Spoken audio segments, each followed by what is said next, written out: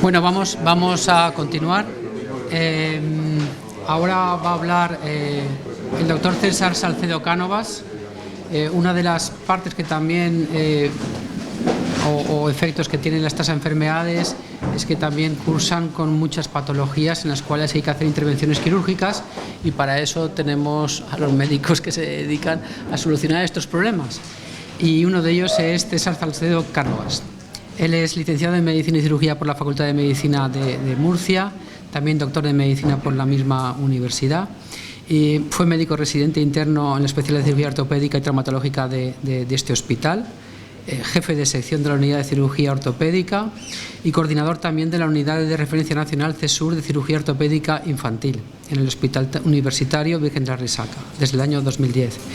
Es codirector de la Unidad de Referencia Europea RN-BON de displasias esqueléticas del Hospital Clínico Universitario Virgen de la Risaca desde el año 2022.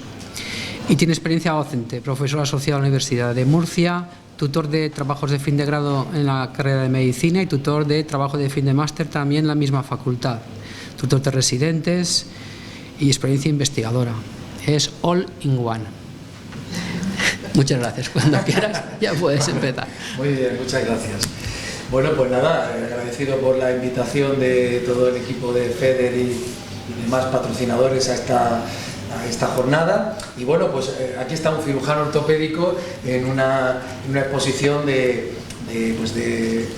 médicos, de pediatras, de investigadores básicos, de biólogos, y a mí siempre me ha gustado estar con todos vosotros porque aprendemos de manera multidireccional, porque realmente el cirujano, cuando en este caso ortopédico, ¿no? Yo me dedico al tratamiento de los huesos y el aparato locomotor en general, pues parecemos algo como muy de un taller, ¿no? Donde vamos a enderezar huesos, a corregir deformidades, pero nada más lejos de la realidad. Tratamos órganos vivos con sus células, con todos sus problemas genéticos, y tenemos que conocer la base para poder tratar mejor a nuestros enfermos. Por lo tanto, esa unión entre vosotros, o parte del equipo de investigación básica, genetistas, pediatras, por supuesto pacientes, que es la otra gran parte de este tema, y el cirujano, pues con eso tratamos mejor a nuestros enfermos.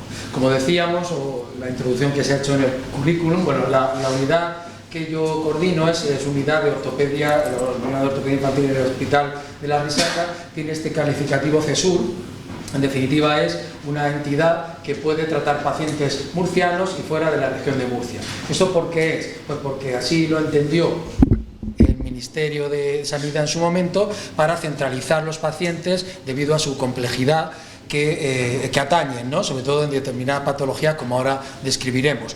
El Servicio Murciano de Salud, en representación nuestra en el Hospital Virgen de la Risaca, se presentó en su momento, 2010, y reacreditado en el 2019, y somos, junto con otros 5 servicios en España, los que tenemos ese nomenclatura de CESUR en ortopedia infantil. ¿Qué tratamos de manera específica o con mayor complejidad? Pues son repartidos en 4 entidades: patologías de cadera infantil, patologías de enfermedades neuromusculares, malformaciones congénitas, displasias óseas, displasias esqueléticas, y realmente el cuarto epígrafe tiene relación más bien con las técnicas quirúrgicas que se usan en ellos, los grandes alargamientos óseos de miembros. Bueno, vamos a hacer un pequeño resumen por parcelas a qué nos dedicamos en estas unidades de ortopedia infantil CESUR. Respecto a la patología de la cadera infantil y enfermedades neuromusculares, pues bueno, tratamos patologías muy clásicas como la luxación congénita de la cadera. Es algo que sigue ocurriendo. Sabéis el screening tan importante que hay que hacer cuando nace un recién nacido, nace en el hospital y se hacen las primeras exploraciones, y ahora se ha solucionado mucho el grave problema que existía por los años 70 del siglo pasado, en el que no existía el screening como tal y había muchas luxaciones congénitas de cadera que no se trataban de manera inicial. Aquí tenemos unas fotos antiguas que siempre me gusta colocar, porque ahí hay un maestro mío, el profesor Villarreal, bueno, que ya murió hace unos años, y que realmente pues él me enseñó a tratar muchas de las enfermedades que yo ahora trato, y que después, posteriormente también, con la llegada en mi residencia con la ayuda de mis dos maestros en ortopedia infantil, el doctor Alarcón y Martínez Cerrada, pues ahí continuamos esta marcha. Pues esta técnica, que aunque modernizada ahora con diferentes vías, es muy clásica, allá por el año 1913, y que seguimos haciéndola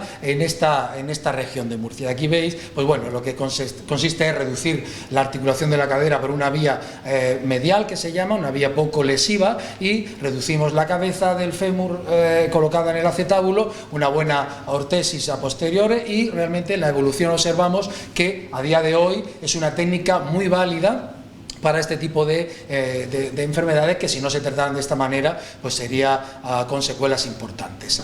Sin embargo, a veces cuando tenemos estos pacientes que no han sido diagnosticados, hoy día, pese al screening, pese a todo el conocimiento previo, tanto exploratorio como manual, como con pruebas de imagen como la ecografía, aún a día de hoy seguimos teniendo muy pocos casos, pero que nos vienen más de la edad de la marcha. En este caso, fijaros, una niña de 4 años en la que no había sido diagnosticada esta grave displasia de la cadera izquierda, en la que tuvimos que realizar pues ya efectivamente una cirugía muy compleja, tanto del núcleo de la cabeza femoral y el acetábulo, hoy también el fémur, haciéndole una osteotomía de acortamiento. Todo ello para conseguir una cabeza femoral congruente y conseguir una reducción adecuada de la cabeza. ¿Qué ocurre? Bueno, ahí sale inclinado la niña, seguramente ha sido por la colocación en este formato, pero bueno, ahí veis, la niña se ha podido recuperar completamente de una situación que, si no hubiésemos tratado de esta manera, pues sería bastante incómoda. Pues ¿qué hacemos también en otros pacientes neurológicamente afectados, ¿no? Estamos en el epígrafe de patología neurológica. Esta es una chica, es una niña de Valencia, que fue trasladada a nuestra unidad por esta afectación tan grave, una atrofia espinal distal no progresiva, en la que tenía una marcha en equino muy invalidante. Pues aquí entraríamos ya a un campo más moderno, que es la colocación de sistemas de fijación externa, denominada hexápoda, que es controlada a través de un ordenador para corregir las deformidades de la manera más exacta posible. Y así colocamos a ambos pies estos sistemas externos, que son aparentemente pues muy aparatosos, y sin embargo lo que nos muestran es la capacidad de reducción de este tipo de lesiones tan graves. La paciente, a pesar de llevar unos aparatos externos que son muy voluminosos, se va haciendo el tratamiento de manera progresiva, no duele, no molesta, hasta cierto punto, pero efectivamente lo que observamos en esta paciente, una resolución de su deformidad en equino tan rígida que tenía. Después retiramos el sistema, colocamos unos yesos durante unas semanas para que cubren bien las partes blandas y las partes óseas, y después tenemos a la niña con un resultado bastante adecuado, y vemos una marcha que, aunque se denote una atrofia muscular, en este caso tenía como la lesión inicial, pero ya no tiene una marcha en equino, y cuando está adecuadamente ortetizada, pues la paciente está muy cómoda a la hora de poder hacer pues la deambulación, que para eso estamos en este mundo. Bien, si pasamos a otra parcela de deformidades congénitas muy severas, tienen nombres propios como fémur corto congénito, agenesia de tibia y peroné. Aquí ya tenemos son enfermedades muy graves que tenemos que tener muchos conocimientos en la aplicación de estos sistemas de osteosíntesis que usamos. Aquí quiero hacer una pequeña historia de cómo empezamos al uso de los fijadores externos, de estos aparatos que van por fuera. Hace ya más de un siglo, el profesor Lambot de Amberes usó un primer prototipo, después hemos ido cambiando, haciendo más modernos la utilización de estos sistemas monolaterales, hasta llegar al fijador circular, que actualmente ya está muy modernizado con este que denominaba hexápoda, que está controlado por ordenador, y a la vez también con clavos electromagnéticos, que veremos algún ejemplo claramente. Bien, lo que usamos en este tipo de pacientes, que en definitiva lo que tienen son extremidades cortas, usamos un método que tiene mucho poder, que es la osteogénesis a distracción. Es ahí, haciendo hilo de mis palabras al principio, donde está a nuestro cargo la biología ósea. Es donde, haciendo una osteotomía y haciendo progresión milimétrica cada día, 1 milímetro aproximadamente al día, vamos a hacer elongación de los tejidos óseos, también de los tejidos neurovasculares y tendinosos y otras partes blandas. Pues esta osteogénesis a distracción es la que colocamos o la que ponemos en funcionamiento en estos pacientes, en este caso de fémur corto congénito. Vemos ahí un niño de 8 años con una dismetría muy importante de 6-7 centímetros en fémur izquierdo, en el que hemos colocado un sistema que va por fuera, el fijador externo, pero lo que realizamos es una osteotomía, es en el hueso femoral, y hacemos una distracción ósea. Esta distracción progresiva, a milímetro diario, nos va a permitir elongar ese tejido óseo, generar un tejido óseo igual al previamente osteotomizado. No es una sustitución, no es un injerto, es una regeneración histológica de la misma materia que tenía previamente el hueso, que como una cosa llamativa, en el tejido humano solo la córnea, si no se daña gravemente, o también el hepatocito junto con el hueso, son los únicos tejidos que realmente regeneran histológicamente de la misma manera. Es decir, cuando hacemos un corte en la piel y hay una cicatriz, esa cicatriz no es una epidermis igual, es una cicatrización. Aquí no, aquí es el hueso de las mismas condiciones. Bueno, aquí por eso tratamos enfermedades bastante graves, ya muy complejas, como por ejemplo este paciente de 18 meses con una hemimelia peronea severa, una deformidad que tenía un grave acortamiento y una deformidad del pie plano, valgo, en equino muy severo. Pues estos pacientes en otras épocas se amputaban, se cortaba su extremidad y se le adaptaba una prótesis. Somos capaces de corregir estas deformidades hoy día, con dificultad, por supuesto, pero se puede conseguir. Hacemos este tipo de implantación de estos materiales, hacemos osteotomías sobre ese hueso de 18 meses, muy poco longitud, y hacemos grandes alargamientos, en este caso de los 7 u 8 centímetros, corrigiendo el pie, evidentemente también, de la misma manera, hasta en este caso encontrar el final del tratamiento. Lo único que tenemos en estos pacientes son compañeros de vida siempre, porque desde los 18 meses hasta que se hacen adultos los seguimos en consultas, haciéndoles otras intervenciones cuando son necesarias. Pasamos a otra parcela en el tratamiento de ortopedia infantil en esta unidad, que es las displasias esqueléticas. Aquí es un gran campo en el que tratamos múltiples enfermedades que afectan al desarrollo óseo, osteogénesis imperfecta, condrodisplasias, raquitismos, etcétera.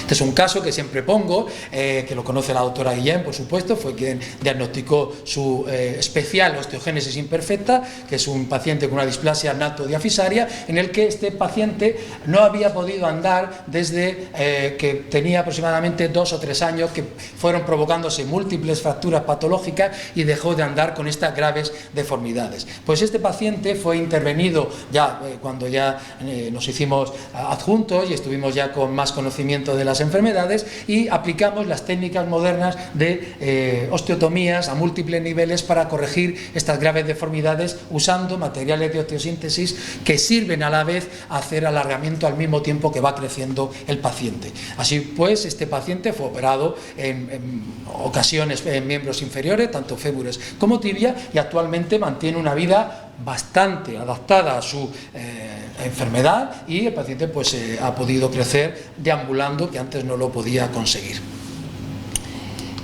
Bien, y en este momento quería añadir algo de novedad. Fijaros que cómo se operan estos pacientes. Estos pacientes son complejos, tenemos tantas deformidades, los huesos no se parecen de un paciente a otro.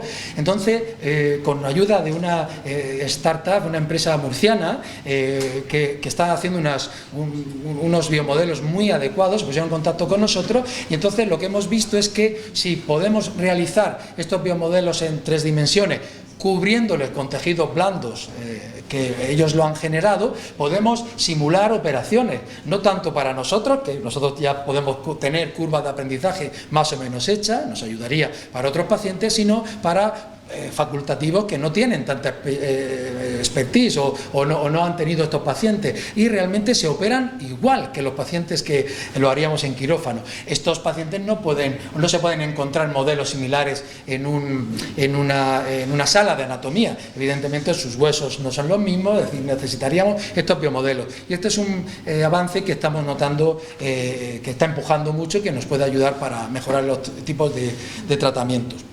Otro tipo de displasia muy conocida es el raquitismo hipofosfatémico ligado al cromosoma X, en los que, pese a los tratamientos médicos realizados en este hospital en el equipo de nefrología pediátrica, a veces esas deformidades angulares tan severas nos obligan a hacer reducciones de esas deformidades con técnicas quirúrgicas que evidentemente tenemos que desmontar sus huesos largos, en este caso la tibia, hacer múltiples osteotomías, hacer resecciones segmentarias y una vez que tenemos desmontado ese hueso, canalizarlo mediante estos sistemas de clavos que van a elongar a través del cartílago fisario, de la fisis, está anclado a nivel proximal y a nivel distal, y a través de la fisis proximal y distal, este clavo, que es un clavo, se llama de alargamiento telescópico, este se denomina anclaje distal o macho y este es el clavo hembra, se va a deslizar y va a permitir el crecimiento progresivo del paciente.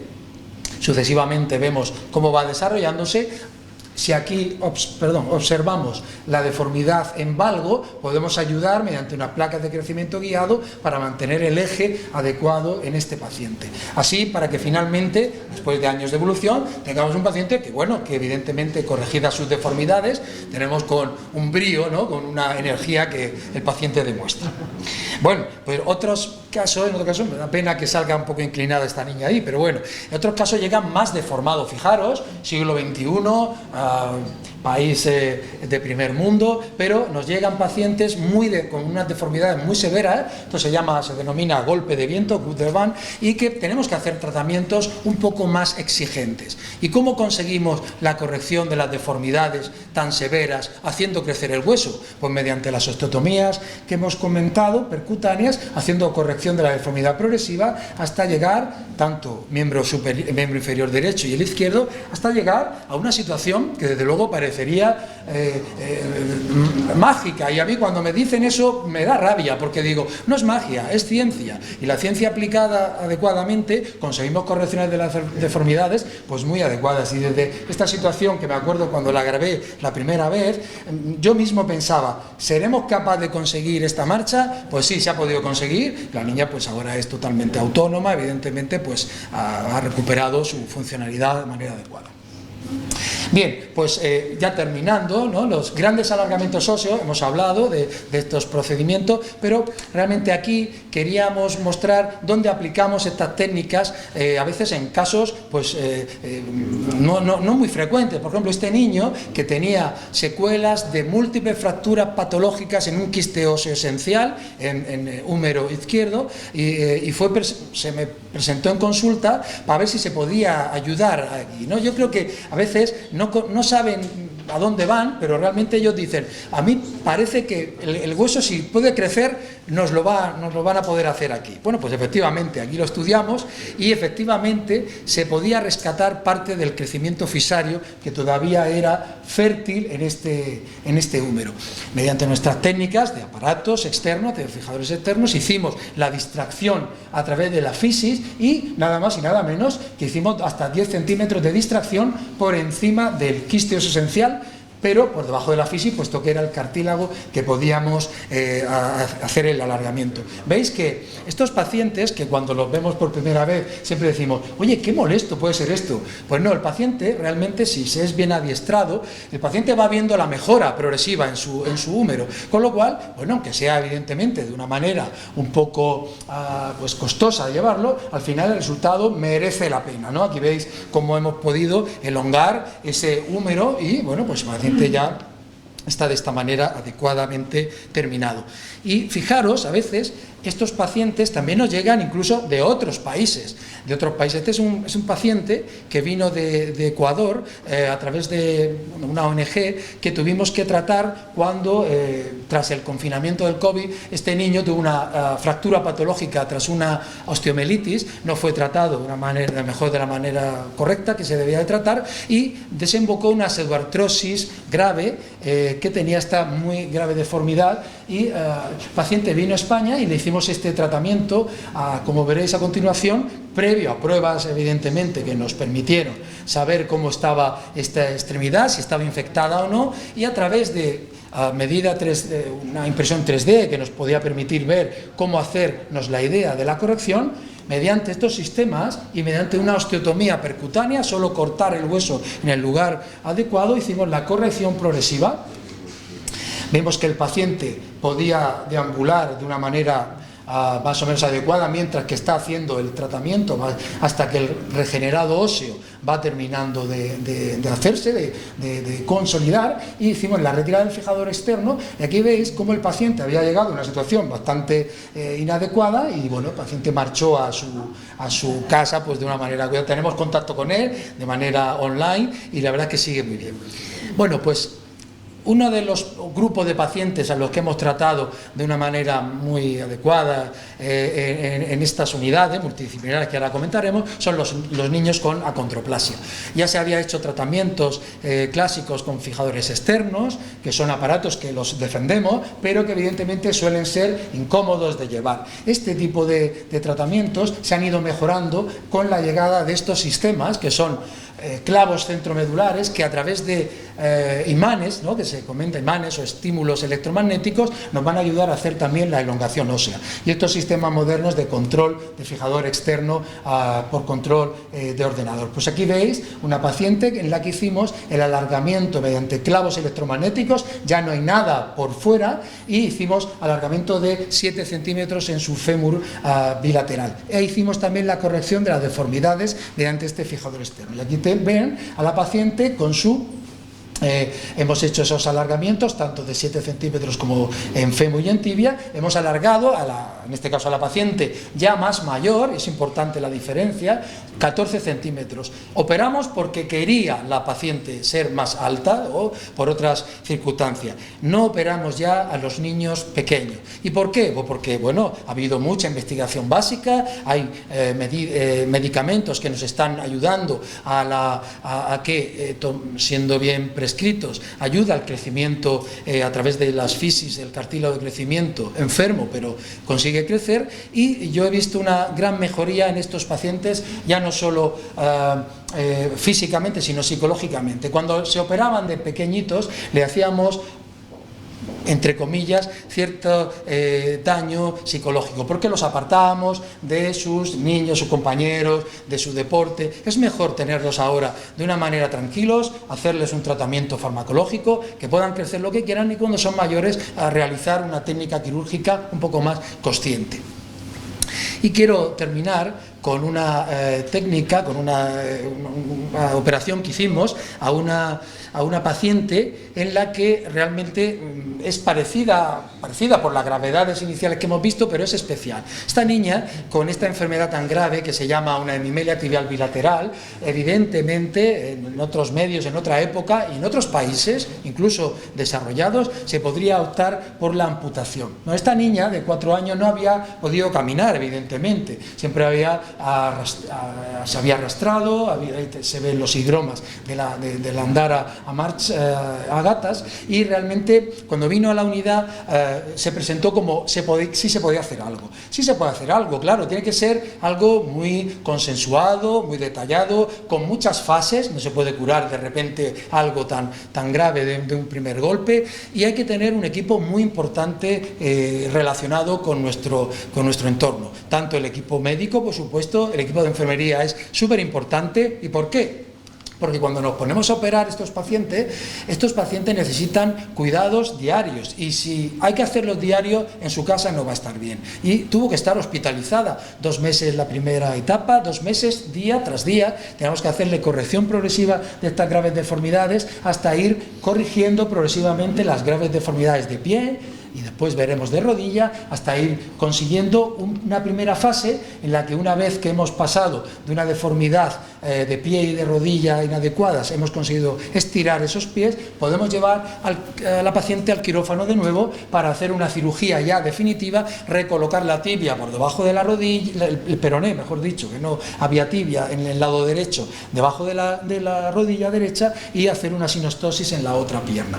¿Hasta qué? ¿Cuál es nuestra misión? Pues conseguir que la paciente pueda ponerse de pie en ese proceso lo más rápido posible, para que pudiéramos llegar a la posición de bipedestación y poder realizar, pues esto fue muy poquito después de la retirada de sus sistemas, en la que ya vemos la estabilidad débil que tiene ahora mismo, porque nunca había podido andar, pero una buena funcionalidad de rodilla, de un lado como del otro.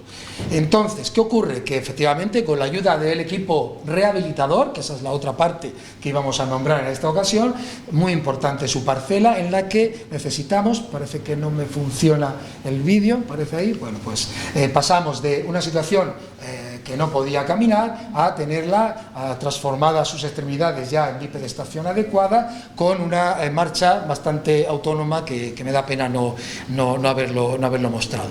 Bien, nuestra función es poner derecho el árbol torcido. Esto es nuestro símbolo de la ortopedia, es el árbol torcido de Andri, de Nicolas Andri, unido a un tutor. Pues esto que ya en el siglo XVIII él lo intuía, es lo que seguimos haciendo hoy día, corregir estas deformidades. Si tenemos más conocimiento biológico, conocemos más, y claro, cada vez nos pedimos más, ¿no? Nos pedimos más exigencia. Y esta exigencia, ya con el equipo más completo, que eso es como siempre se trabaja mejor, en un equipo multidisciplinar, con el equipo de la doctora Guillén en la unidad de genética y unidades de neuropediatría, de rehabilitación, con enfermería gestora de caso, pues intentamos acceder a lo que se llama unidad de referencia europea en displasias esqueléticas. Nos costó mucho, pero lo conseguimos, y la verdad es que estamos pues muy satisfechos de poder ser parte de esta gran red a nivel europeo de centros de expertos en displasias esqueléticas, donde pues cada vez se va avanzando más en la utilidad de estas unidades, y aquí siempre queremos sacar pecho, ¿no?, de nuestra región de Murcia, nos da gusto, ¿no? Madrid y Barcelona, por supuesto, van de sobra, pero ahí estamos nosotros también, pues, con nuestro mapita europeo, que somos unidad de referencia europea. Bueno, como decimos, muy importante la unión del grupo, cada vez funcionamos más cómodos, mejor, ¿no? Ha sido difícil, porque había que arrancar de una situación en la que no existía y que poco a poco hemos ido ayudándonos progresivamente, y, bueno, pues para mejorar el acceso de los pacientes a la atención sanitaria especializada, que esto es lo que hemos valorado, mejorar el diagnóstico, la atención sanitaria, ayudar a los Estados miembros, ¿no?, como Unión Europea, a pacientes en un futuro que pudieran necesitar también de nuestra colaboración, y siempre pues poner en conocimiento, difundir innovaciones, como hemos estado haciendo esta mañana aquí.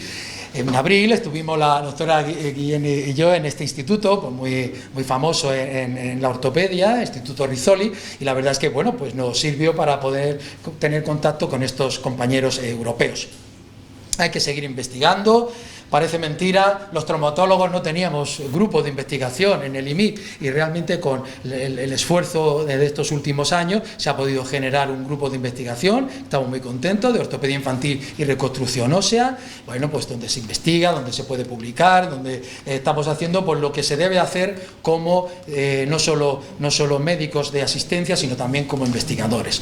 Organizamos congresos donde hemos participado con gente pues que vienen de nacionalidades diferentes, también nos los traemos a Murcia, este tipo de congresos, en el año pasado, y ya finalmente, pues efectivamente, pues hay que investigar, efectivamente como paradigma vemos el doctor Ramón y Cajal, ¿no?, con tanta dificultad, que llegó a ser premio Nobel, es decir que claro que se puede conseguir las cosas, ¿no?, con gran esfuerzo, pero hay que estar, hay que humanizar, pero antes de humanizar, a mí que me gusta la evolución humana, tenemos que hominizarnos, ¿no?, es decir, de pasar de pues unos seres homínidos que realmente con ruptura de lascas empezaron a hacer sus primeros objetos, después nos convertimos hasta en hombres Vitruvio, perfectos, ¿no?, pues, pero claro, finalmente tenemos que humanizarnos, tenemos que llevar todo ese conocimiento a la práctica clínica para hacer más suave, con nuestras características más humanas y amables, pues el tratamiento final para conseguir el éxito que podamos conseguir en nuestros pacientes. Y nada más, muchas gracias por vuestra atención.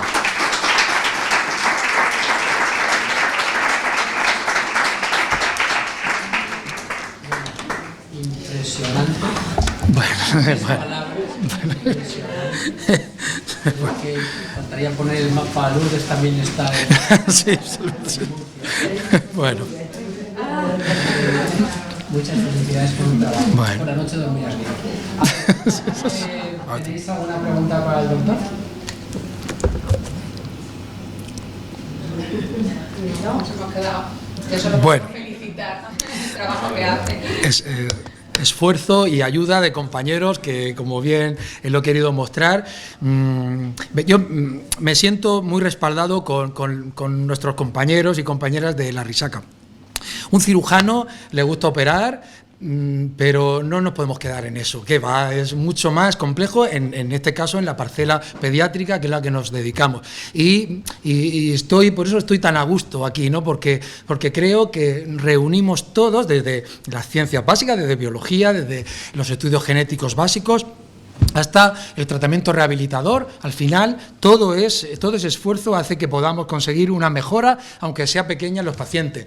He mostrado pacientes complejos, claro que tenemos también resultados no favorables, pero aunque los tengamos, tenemos que esforzarnos en mejorar estos pacientes, claro que sí. Nada, yo quería aprovechar, primero, siempre felicitar a César por el trabajo, por también ser pionero en muchas cosas, que lo es, por el esfuerzo de hoy, porque hoy está en un descanso del quirófano y realmente está aquí dando esta charla de lo que significa el trabajo diario. Y luego el agradecer también el cómo dentro de ese proceso de atención multidisciplinar, que ahora mismo no se puede pensar en otra cosa, la barrera hay que romperla. Cuando hablamos de humanización hacia el paciente, también hablamos de humanización entre nosotros, entre romper fronteras, en ser más porosos y al final trabajar juntos por lo que está mostrando César. Y es algo impresionante. Luego tiene una visión también que no es un cirujano al uso, a lo mejor solamente relacionado con el quirófano, sino que es capaz de ver cómo la evolución en los tratamientos médicos también puede variar sus indicaciones. Es una delicia una vez al mes cuando nos juntamos para ver conjuntamente los pacientes, pues también cómo va modulando de acuerdo a esos avances de tratamiento, etcétera, las indicaciones quirúrgicas para también minimizar el impacto y el sufrimiento de los pacientes. Entonces, bueno, pues tenemos la suerte de contar con él aquí y realmente, pues, muy agradecida de que podamos trabajar conjuntamente pues distintos servicios por el beneficio de los pacientes, pero teniéndote también aquí dentro del equipo. Muchas gracias, claro que sí.